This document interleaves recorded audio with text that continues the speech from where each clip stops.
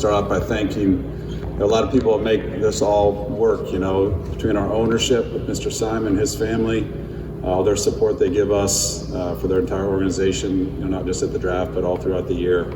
Can't thank them enough. Our scouting staff, led by Ryan Carr and Vance Catlin, do great work all year. This is kind of their Christmas draft day is, so I know it's a big deal for them. And those guys spend a lot of time on the road, grinding away, getting information, watching players. And I did it for a long time at the start of my career, so I know what they go through, and got a lot of respect and appreciation for the work they've put in. And then all of our staff, from our support staff to medical staff to our PR staff, our admin group, takes an army to make this all work and function, and you kind of appreciate them more and more as you go through days like today. So I want to get that out there first. And with that, I'll let you guys kind of fire away on, the draft. Obviously, we didn't have a first-round pick, but fairly busy day for us today, so go ahead and fire away. I guess to start with Johnny, I presume you can talk about him. I know the trade's not technically final, but you obviously looked at mostly, kind of experienced guys who were 3-year starters, 4 or 5 year players. Was it kind of a case of, that was just the best guy on the board? And I guess was he a guy that you did not expect to still be on the board when you guys picked? This was one of those drafts, I think it was hard to predict. Obviously, we didn't have first-round picks, so you're not as involved in where guys are probably going to go. So it's hard for us to project who's going to be available at our picks in the second round, but we were pleasantly surprised that he was there. He's a younger guy. Obviously, you mentioned targeting some older players. We've had success with that, but we also want to look a little bit long-term. Who are some players that maybe have some long-term potential that maybe are going to take a little time to develop? Really, the reality is our roster is in a situation where it's going to be tough for a young guy to come in and play. We have a lot of good young players already on the roster. We have a lot of established roles already, so we feel like we're willing to be a little more patient with a young player like Johnny, and feel like he's a guy who's got a lot of room to grow, both his body, physically, his game. He's obviously very young in age, but we liked a lot of things about him that felt like aligned with who we are as an organization, how we play, and obviously comes from a great program at Kansas. I know Coach Kevin Pritchard's pretty excited about getting a fellow Jayhawk here back in, but excited about where he could get to. Obviously in the second round, it's a lot of, the percentages aren't great for those guys, but do like a lot of the qualities he possesses. I guess could you talk a little bit more about that, about what the skills and the basic characteristics he possesses you feel like line up with you, and where the room is to grow? Sure. Like his aggressiveness. He's a very aggressive, assertive player who knows how to play without the ball, which is beneficial for the way we play. We put the ball in the hands of a lot of great playmakers, and if you get guys who know how to play without it, they know how to cut, they know how to cross the offensive glass, which is one of his best traits. They know how to run the floor, they know how to play in transition. But he can also catch and shoot. I think that's a skill that will continue to develop with us because he'll get lots of opportunities to do that. But his movement without the ball, I think, is what was most appealing. Physically, he's got to get stronger. He's a young player. His body's maturing. I think he would even admit that. But I think his style of play fits the way that we like to play offensively. And, the defensive side, he's only 19. He's got a lot of room to grow on that side. But I really like the fit. He's a big wing. And I think that his style of play fits the way we play. Chad, was there a worry he wouldn't be there? Was it a strong desire to get him? What led to the trade up, even just that one spot? Sure, you're always trying to be aggressive to get a guy you've targeted. I think after last night, looking at our board, seeing who was left, where we had guys ranked, he was the guy that we had targeted to go get, and we wanted to make sure we got it. We didn't want to leave any room to chance that we weren't going to get him. It happens lots of times in this business. I've experienced it several times where the guy you have targeted gets picked right in front of you, and we had an opportunity to ensure that we were going to get him, and we took advantage and made it happen. What stood out to you about Enrique Freeman and Tristen Newton at 49 and 50? Yeah, both of those guys are a little older players, obviously, but very accomplished in different ways. Starting with Tristen, obviously he's a national champion, two-time national champion. He's done a lot of winning in a great program. I think that team last year at UConn might have been the best college basketball team I've seen in quite some time, from top to bottom. And he was a big part of it as the leader at the point guard position. We wanted to get another lead guard, to continue to groom and develop. I don't think you can ever have enough point guards that can make plays with the ball.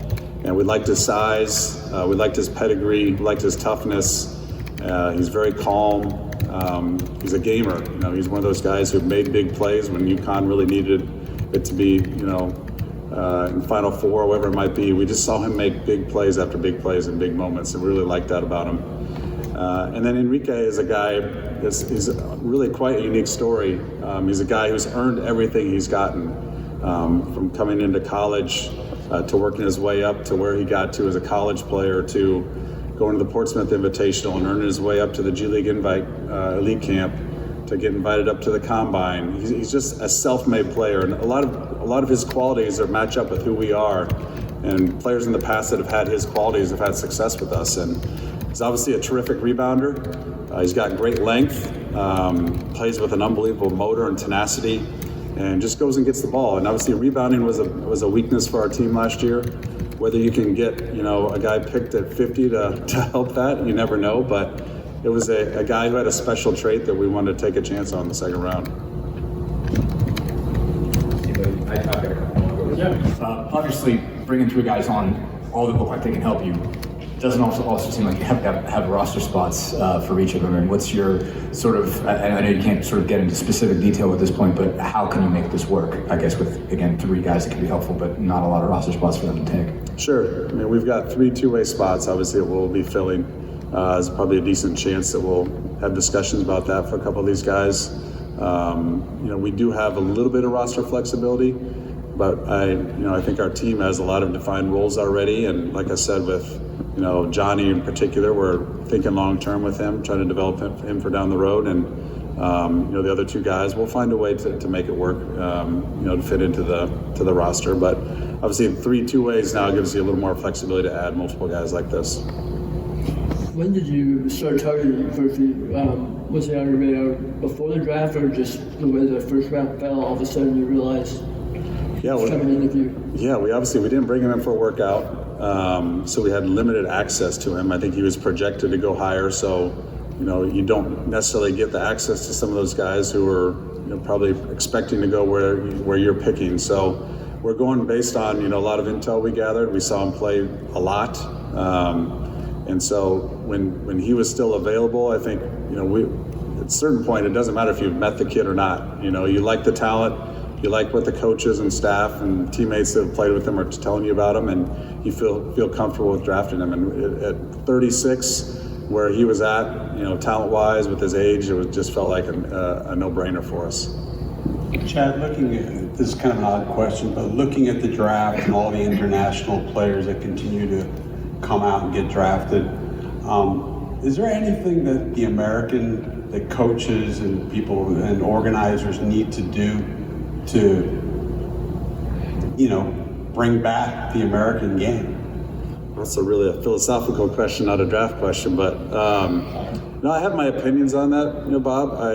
I think there's some great coaches all over the world. I think American basketball, there's things that I like about it. My son just went through the AU circuit and high school circuits. I've seen what the American basketball training ground is like, and there's some great things about what we do here in our country for developing players. There's some things that I think you could take from what the international game is doing, and how that translates into the draft and how it projects in the NBA. I think you have a chance to impact players at the 12, 13, 14, 15-year-old age.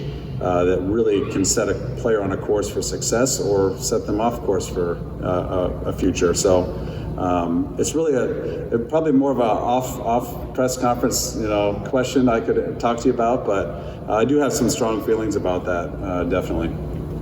Chad, back here, having gone through this now with the 2-day draft, do you like the 1-day or do you like the 2-day? And what's the biggest difference for you guys? I'll get more sleep tonight, so that's the one thing I like about it. The 2-day gives us more time today. I think it was beneficial to work through when you have 4 minutes in between picks instead of 2 minutes. You have a better idea who has which pick. Picks get traded very frequently in the second round, and sometimes you're trying to track down who has which pick if you're trying to get involved in a trade. So that was beneficial. I think it allowed us to kind of reset last night, look at our board, really formulate our plan for today. So I like that as well.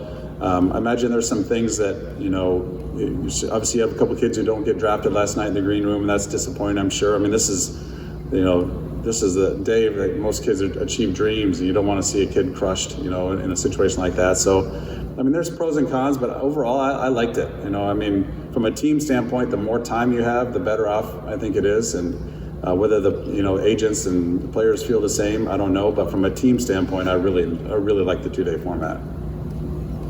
Chad, when you look at Tristen and just the way he did a little bit of everything in college, how could you potentially see him fitting into your backcourt room? Well, Coach Carlisle values basketball IQ, and I think Tristen has a very, very good feel for how to play.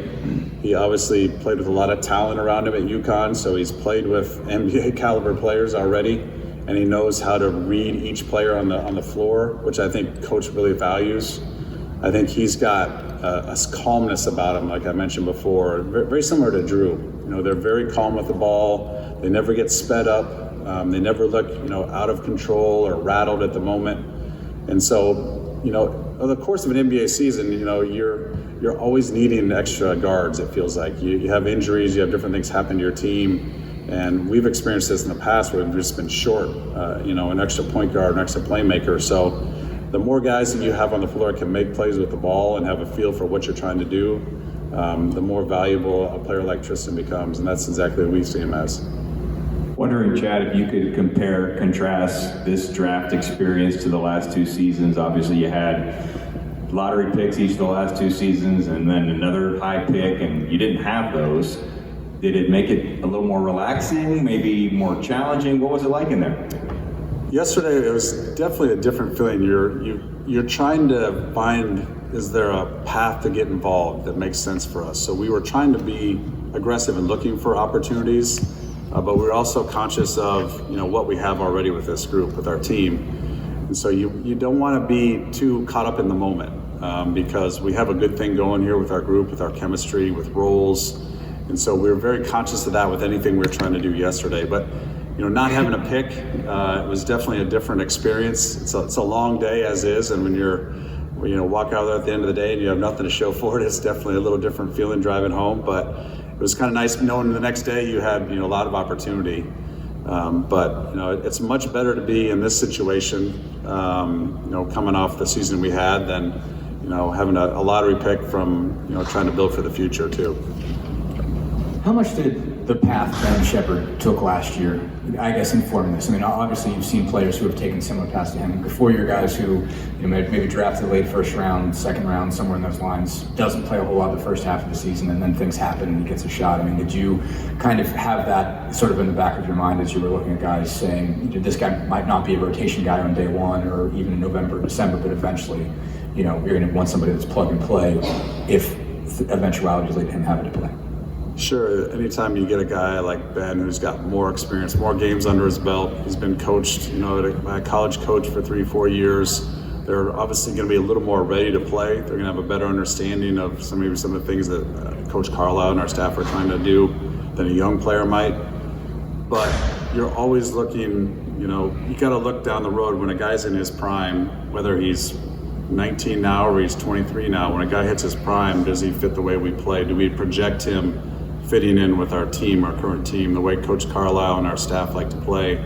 So that's the biggest thing. And going back to last year with Ben, we knew Ben was a guy who played extremely hard. He shot when he was open, he passed when he wasn't, and made really simple, quick decisions, which is something that I think our coaches really value. So that was something, in looking at these 3 players and all the players we were considering in the draft, do they fit the way that we play? Because you don't want to bring a player in here who's maybe has strengths that don't fit the way that Coach Carlisle and our team values, and you're putting a player in a position to not have success. So you're always factoring in. Obviously, this is we've been with Coach Carlisle now multiple years, and we have a real good understanding of what he values in a player and what our coaches value, because you want to give a kid a chance to come in and have success. But we know that Johnny didn't work out here. Did you guys have any contact with him prior to today? And if so, what was your call like with him when you did actually tell him he was coming here? Yeah, very, very, very limited access to Johnny. We had a lot of talks with his coaching staff. Obviously Coach Self, is a close friend of ours, and the entire KU people in Australia that knew him from earlier. So, but very limited access to him himself. So he's not gonna know who I am or KP. He probably knows who Rick is, but it'll be, introductory meeting the first time we get to see him. Chad, also about Johnny, I know the draft is a lot about comparisons, and this player reminds me of this player. Does Johnny remind you of anyone that's played in this league or anyone that's gone through this organization? We asked Coach Self that, actually. He had Christian Brown, plays for the Nuggets. It's kind of an easy comparison because he's a KU guy, but I don't know if that's necessarily the right comp. I know he's a young enough player where he could kind of turn into a couple different types of guys. I think if he's the worker we think he is and fits into our system the way we think he is, it's a tough comparison, I think, just off the top here. We talk about that a lot, and he's a tough one to comp because he's got a little bit of several different guys. Last one here. Chad, I know you can't comment on specific things that have happened so far or have been reported and whatnot, but I just, I guess on a general level, how, if at all, has your, I guess, approach, not approach, but how are you sort of viewing things differently leading into the beginning of free agency? It's just generally after some things that you guys have accomplished and some things that have been reported. Yeah, I don't want to comment too much on that. It's kind of draft day. It's, just kind of these guys, three guys' day. Just in general, very happy with our season, as you can imagine, very happy with this team. Would like to keep, this thing moving in the same direction, and got a lot of good chemistry with this group. As we head into free agency, I don't anticipate a lot of change. Something could change tomorrow, but like I said, we really like this group, and would like to continue moving forward with this team.